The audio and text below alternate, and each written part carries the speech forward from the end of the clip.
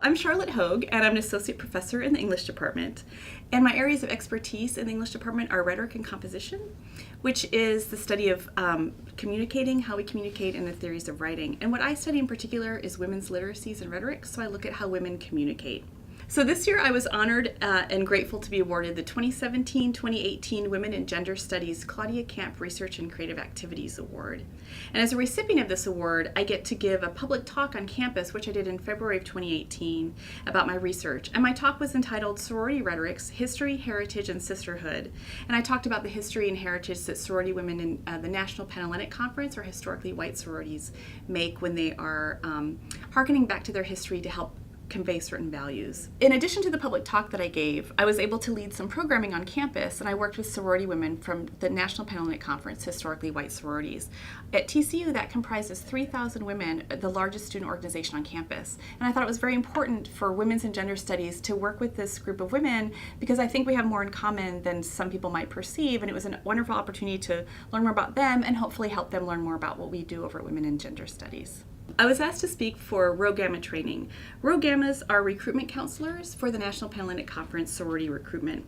Those are positions where the women, if they're selected, it's a competitive process, they disassociate from their sororities, meaning that they remove their letters, and potential new members who are going through recruitment in the fall aren't aware what sorority these women are affiliated with. So Rho Gammas, the recruitment counselors, the goal of their position is to help potential new members emotionally, logistically, give them a lot of support as they're going through the recruitment process, because it can be quite challenging emotionally and quite hectic for them. So training for this work begins in the spring, and they have 5 workshops over the spring and summer into the recruitment season. So in March of 2018, I participated in one of the training sessions for the new Rho Gammas. And what I did in that 90-minute session was I recapped bits from my public lecture on sorority rhetorics, focusing on how sororities shape and draw upon their histories to tout certain values. Then we did an exercise where the women who were in the room reflected on the values they bring to the table for their roles as Rho Gammas.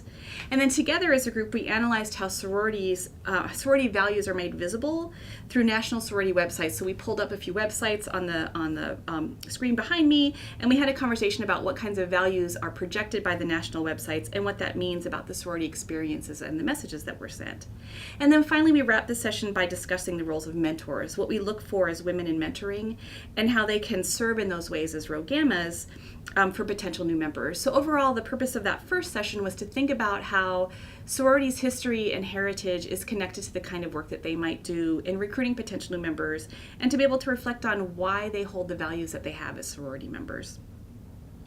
Then again, I was fortunate enough in August of 2018, the week before recruitment, to meet again with the Rho Gammas, the same 64 women who were selected as Rho Gammas during the week when they prepare for recruitment. And then I led a discussion called Beauty and Bravery and Beyonce, being a modern role model. The focus of this session was about engaging the inherent tension of recruitment, women entering spaces where they feel judged as part of a mutual selection process. And for that, we talked quite candidly. We had some conversations together. We wrote and shared about how we as women, the purpose of being a Rho Gamma is to support other women, and yet we're in a system where sometimes it can feel a little challenging to do so when you're going to different houses and feel like you're ranking them, they're ranking you. And so we talked about how it can be easy to judge on things like appearance and other issues. And we communicated as Rho Gammas, and I also confessed to this myself, talking about how we can feel so easily judged on appearance. And we talked about what that might mean in terms of it being challenging to sometimes support each other in that way. So what I did was I shared with them some quotes about vulnerability from people who look to have achieved everything in the world and beyond, like Serena Williams and Beyonce. And we talked about how these women have achieved so much, but the way that they're being brave new role models is by talking about their own vulnerabilities and not shying away from making visible the challenges they face as women who certainly appear to have it all together, but still face challenges. And we also looked at author and critic Lindy West, who talked about issues of weight and body size and how that shapes her work as a cultural critic and the responses she's gotten there.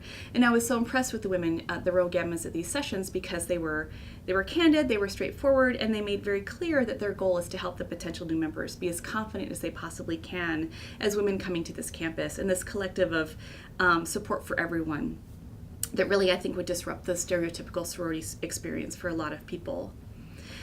Following that, I was able to involve myself in a couple of recruitment activities, and I thought, again, this was important for women and gender studies to make some connections to some of the work happening with sororities that we might not always be aware of if we're not involved in a system.